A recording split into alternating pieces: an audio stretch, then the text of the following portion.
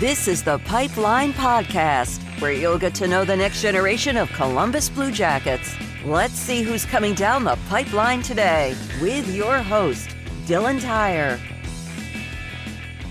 Welcome to another week of the Pipeline Podcast. Happy to have you back with me for our second edition of the Pipeline Podcast for the 2021-2022 season.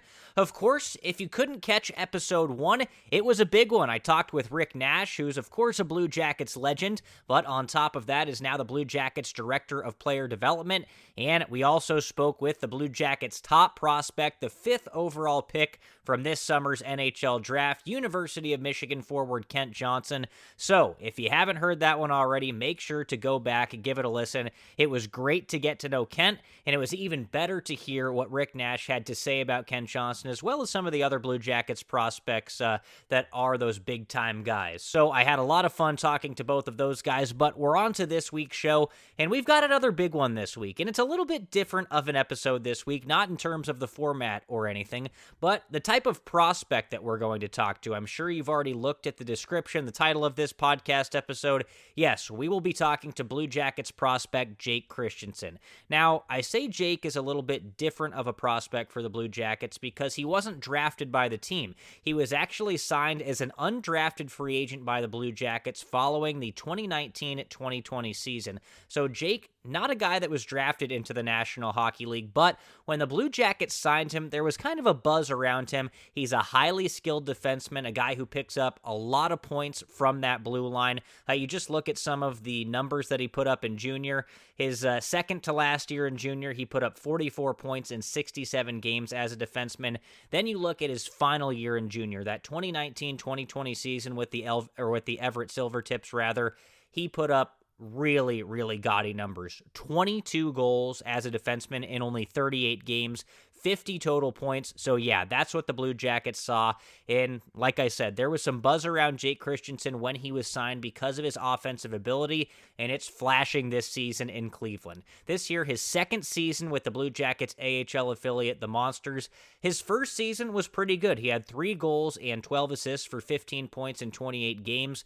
But he's really taken his game to another level this year. And it's not just offensively, it's the two-way game, the defensive side of his game as well, which we're going to hear about from Jake himself, as well as the Cleveland Monsters general manager and the director of player personnel for the Columbus Blue Jackets, Chris Clark. So those are the two guys I will be speaking to this episode. But let me tell you about Jake's season this year. In 17 games at the time of this recording, he's currently leading the Monsters in points. He's a point-per-game player as a defenseman, folks. 5 goals, 12 assists, 17 points. And on top of that, Jake currently second in the American Hockey League among all defensemen in scoring. The guy who's in first place, Scott Perunovich, is now up in St. Louis with the Blues, so he's in the National Hockey League, and I suppose by proxy, that makes Jake the highest scoring defenseman active in the American Hockey League right now. So those are big numbers for a guy Jake's age, just 22 years old, 6'1", 190-pound left shot defenseman from West Vancouver, British Columbia. Like I said, leading the Monsters in points this season as a defenseman, and this is a team that's off to a great start. Monsters currently in second place in the Northern Division in the American Hockey League, so this team has a lot to look forward to this season. So again, I'm going to be speaking to Jake in this episode about his development, his path to the Blue Jackets, all that. We're also going to talk about Jake with Chris Clark, but we'll also talk about the Monsters' first month of the season, as well as the performance of a couple of other prospects on that Monsters team. So all that to look forward to this week. Let's get right into it. Here is Blue Jackets prospect and Cleveland Monsters defenseman Jake Christiansen. I know this story because you and I talked a long time ago, right after you signed with the Blue Jackets. By the way, I think you're the first ever recurring guest on the Pipeline Podcast, so congratulations for that. Great to have you back. But can you just go over the process for some of our fans that don't know of you signing with the Columbus Blue Jackets, how that all worked for you?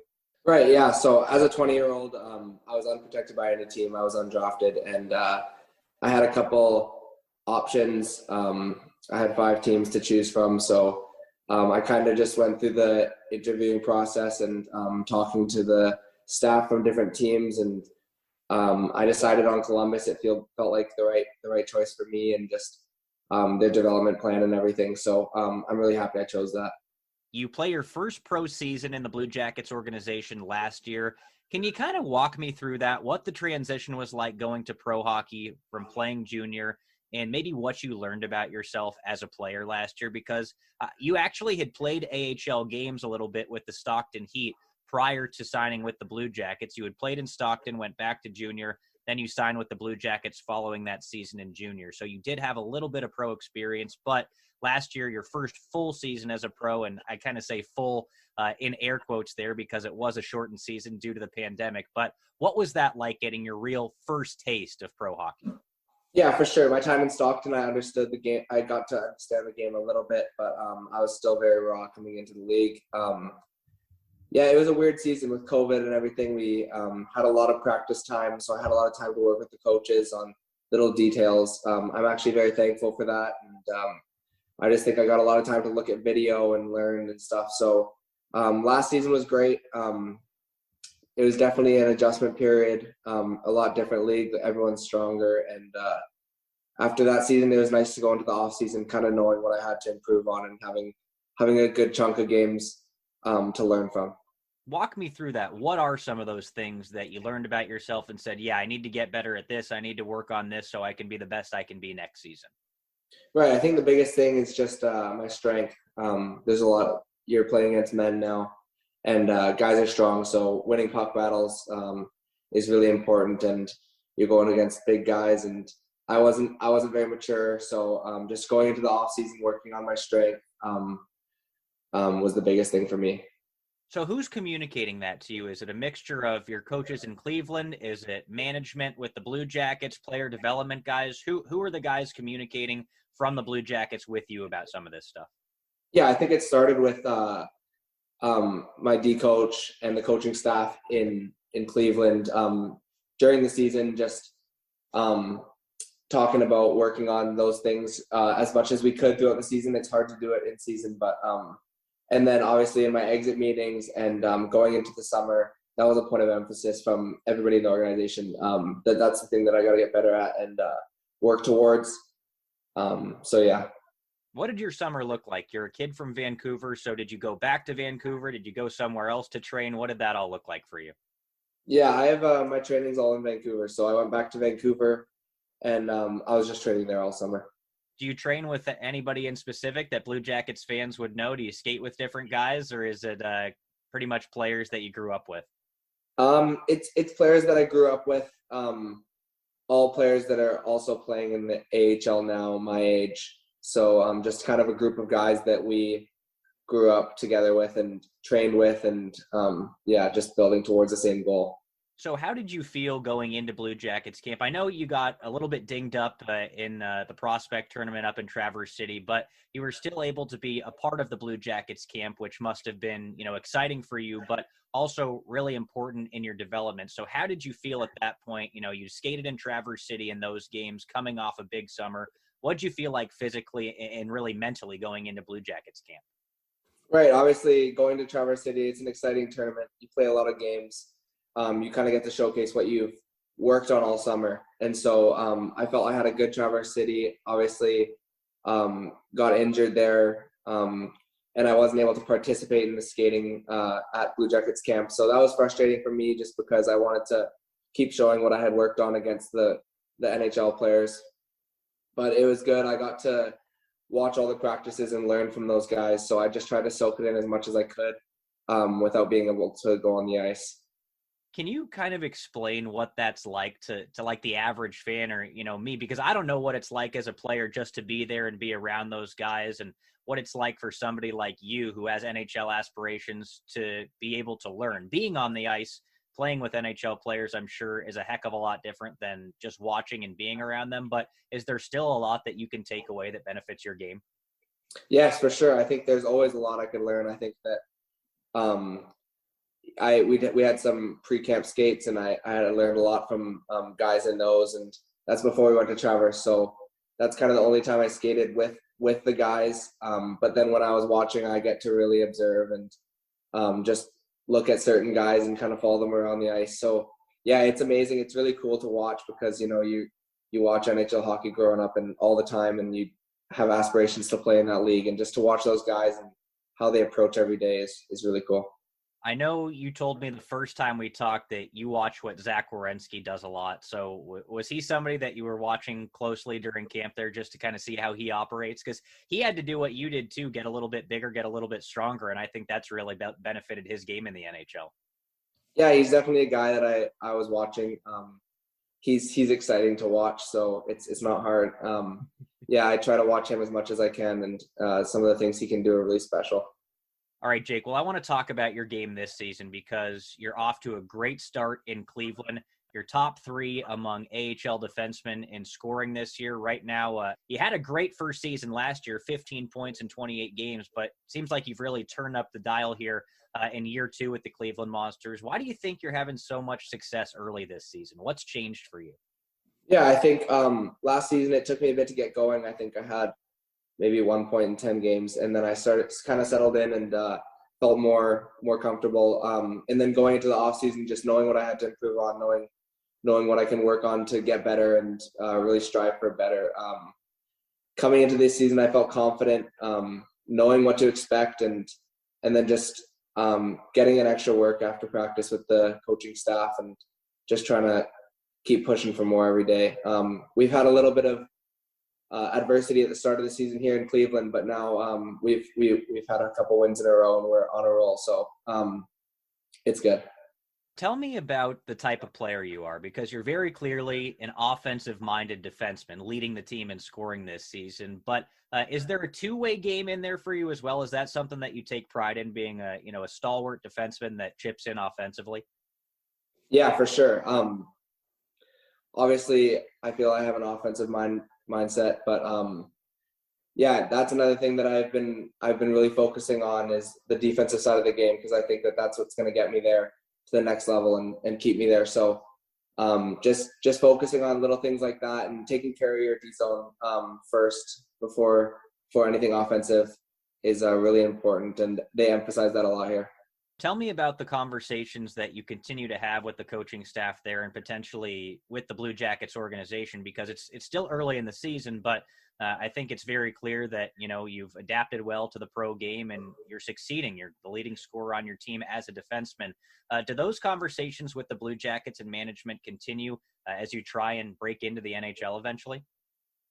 Right. Yeah, I think pretty much most of the conversations are just talking about keep improving, keep working on your game. Obviously, I have a lot of things that I can still work on and improve on. And so just the day-to-day basis conversation is keep pushing yourself and keep striving for more.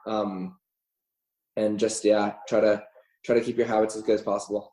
What are some of those things that you think you need to keep working on to eventually make it to the National Hockey League? You've talked about the strength, and I think that's important for everybody. You have to be as strong as possible while, still maintaining speed and agility and things like that to compete in the National Hockey League. But are there other pieces of your game that you continue to fine-tune as you hope to make this Blue Jackets team?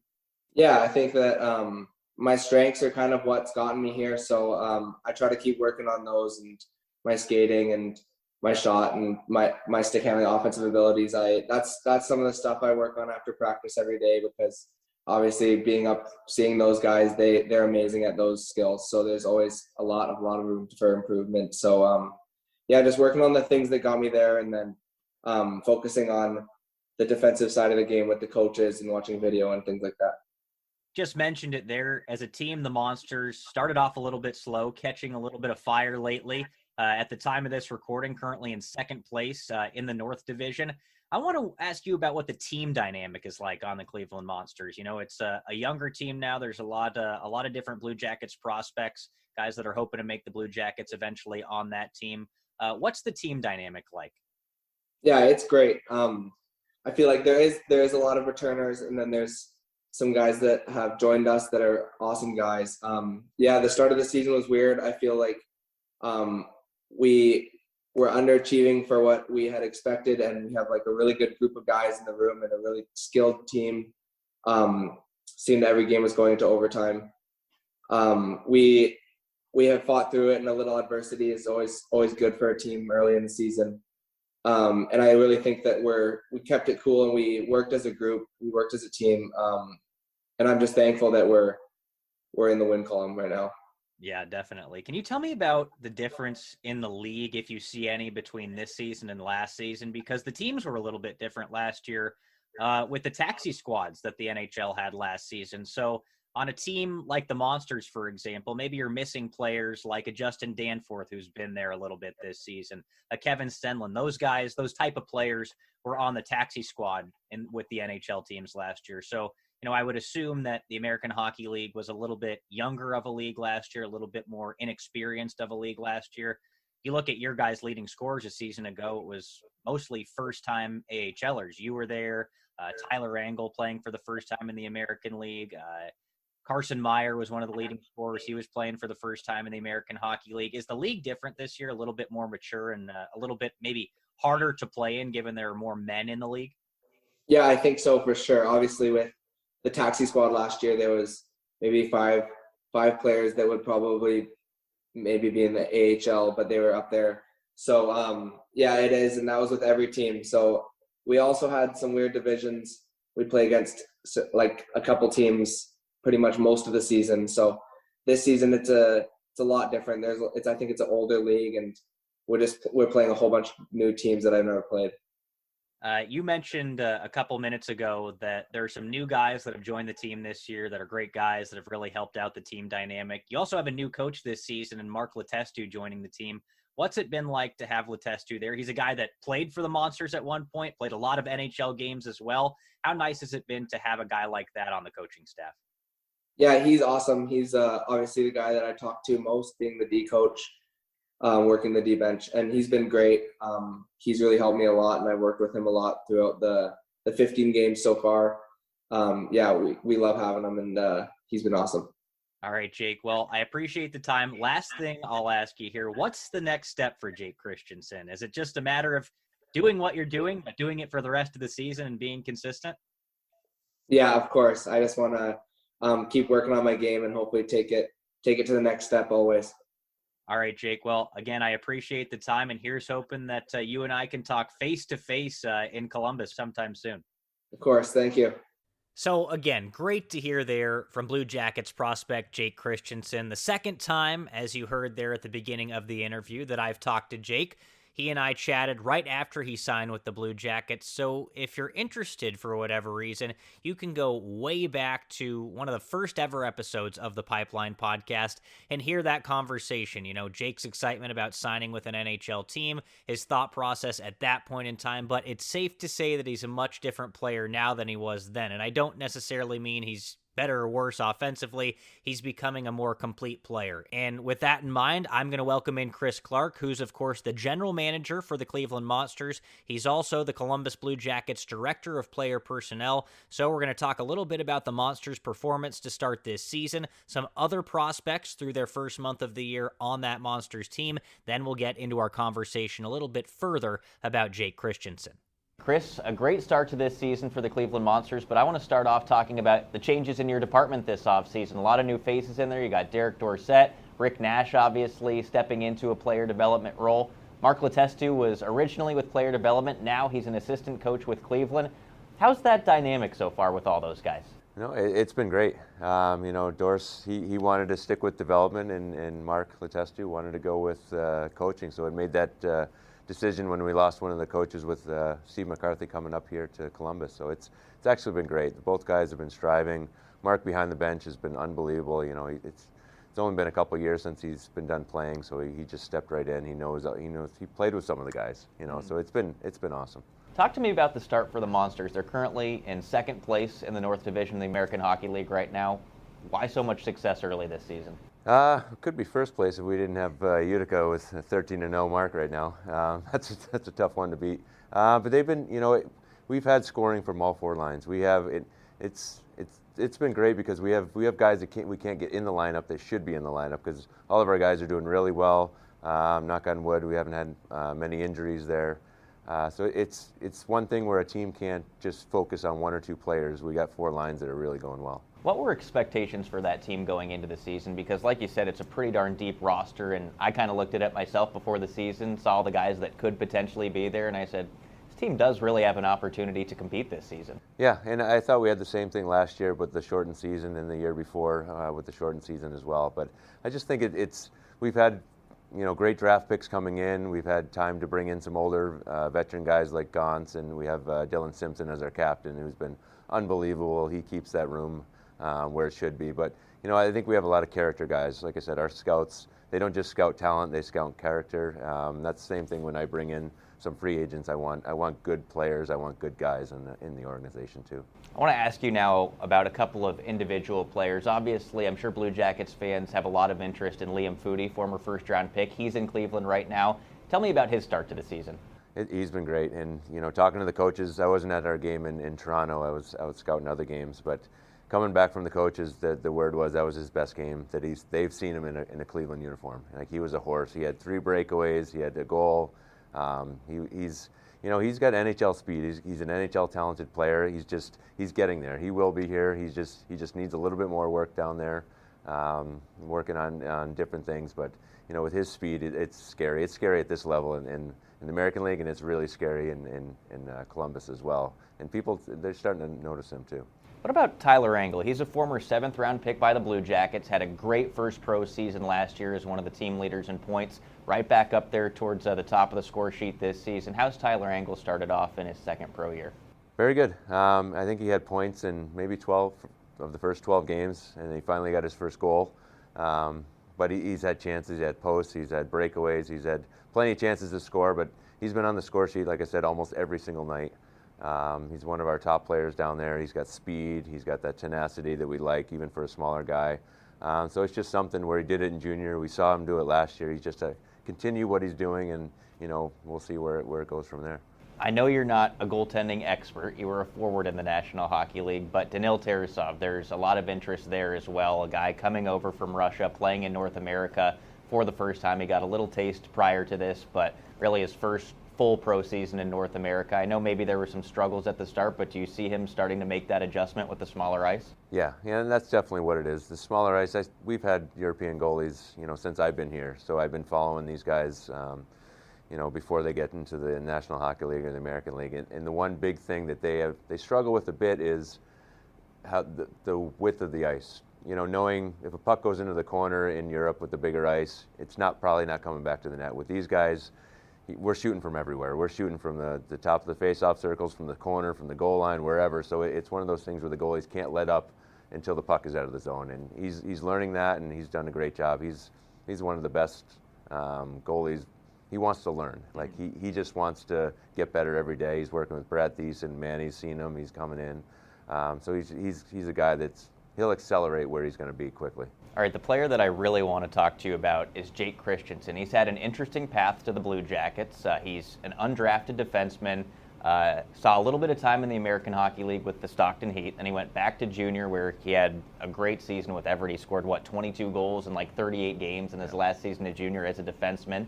Had his first season as a pro last year, first full season, I guess, in air quotes, as a pro last season. But this season, he's leading the Monsters in points, almost at a point per game. Have you seen a big change in his game this season leading to that success? Yeah, we saw the talent. We saw the offense. The biggest thing that I see and what our coaches see is his defensive side of the game. He's really starting to figure that out, and he's got an offensive mind. He wants to get up the ice, which is awesome, but it's something that he can't do every time. And he's picking the right spots. He's picking the times of the game to get up the ice, because his talent is, red line in, and he's been shooting the puck. He's got a cannon of a shot. He reads the ice very well. Like I said, his defensively now he's really cleaning that part of it up, and that's what'll eventually get him to the NHL, because he's gonna get here, and how fast he gets here depends on where he goes with his D side of the game. But his offense, like I said, he's leading the team. He should have been Player of the Week. Actually, Gauntz was this past weekend, but I think it could have been just as well been him as well. But he's been a joy for the coaches. He listens. All that stuff has been great. I talked to Jake yesterday and kind of asked him what he thinks he needs to do to make that next step. And I think this offseason it was all about getting stronger, and that's something that he's focusing on going forward. And that's obviously a big deal, especially as a defenseman in the National Hockey League, to play against men. Are there other things in his game that you want to see kind of hiccup a little bit to get him here? You know what I mean? Yeah, that's a lot of it is the strength, and it's the D side of the game. Like I said, offensively, he's gifted. He has that mind. He can skate. He can shoot, pass, use the ice, all that stuff. It's reading the rush back the other way. The strength is going to help his defending because he'll get in the right spots, but he might get pushed out of the way just with an older 30-year-old grinding winger in the corners. It's tough to battle those guys, and he's still young. He's very young, and he'll get it eventually. It's going to take a couple summers of strength to really get to NHL strength, but he might make it here quicker than normal because he has that mind for it. You've watched him for a couple of seasons now. Is there a comparable in the National Hockey League where you watch Jake Christiansen and you say maybe he looks a little bit like this guy? I know he likes Zach Werenski a lot and watches Zach Werenski, but is Zach Werenski the comp, or are there other guys that you see and you're like, okay, I can see that for you? Yeah, there probably is other. He's got a little Zach in him because he's got that mind and he's got that shot. Zach's shot is quick and hard and accurate, and Christie's got the same. I could see that, but I don't know who he would remind me of more of, but I know there's someone else out there that I think he'd be more like, definitely. All right, what does the future look like for Jake Christiansen? I know that you just said you think he might surprise people and get to the National Hockey League sooner rather than later. Is that potentially a season like this one, or do you think it's further on down the road? It's opportunity. It's opportunities. I always tell the players, you got to be ready for your opportunity. You can't just hope for your opportunity, and when it comes and you're not ready, and then all of a sudden you get sent back down, and then leaves a bad taste in your mouth. So, when the opportunity's there, I think he keeps growing the way he's growing, he's going to meet that opportunity. When it comes here, if we have a spot in the lineup where we don't want him to come up here and sit on the bench. He can come up and practice and not get into games, but that's not great for a guy like him for his development. If he comes up, we want him in the game and playing in the right spot in the right position. So it's something where I think he's going in the right direction, and when that opportunity comes, I'm sure he'll seize it. All right, Chris, last thing I'll ask you, and as always, I really appreciate the time with you. What's the next step for the Monsters this season? They're early on in the year, but like you said, playing really, really good hockey right now. Where do you want to see this team go?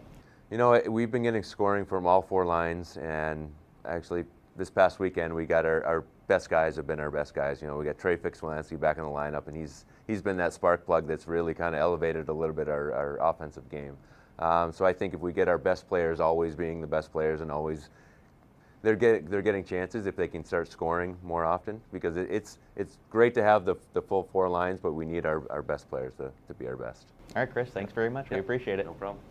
So again, a great big thank you to Cleveland Monsters GM and Blue Jackets Director of Player Personnel, Chris Clark, for joining me this week on the Pipeline Podcast. I always really, really enjoy talking to Chris and learning about the different prospects and the different players, whether they're prospects or not, in the Blue Jackets organization. He's a guy who really does have his finger on the pulse of the entire organization. I mean, he has to. He's the Director of Player Personnel, right? But he's a guy that I can always go to learn a little bit more about some of the Blue Jackets and Blue Jackets prospects that I don't know a whole lot about. So expect to hear from Chris as we continue with the Pipeline Podcast this season. I'll certainly have him back, but that will do it for this week's edition of the show. Again, thanks to Chris, and a great big thank you to Jake Christiansen as well, taking time out of his busy schedule up there in Cleveland with the Monsters to talk to me. We've got a lot to look forward to on the Pipeline Podcast. I think I'm going to be talking to a first-round defenseman, if that gives away who I will be talking to on our next edition of the Pipeline Podcast. But until then, I'm Dylan Tyrer saying thank you very much for joining me, and I will talk to you next time.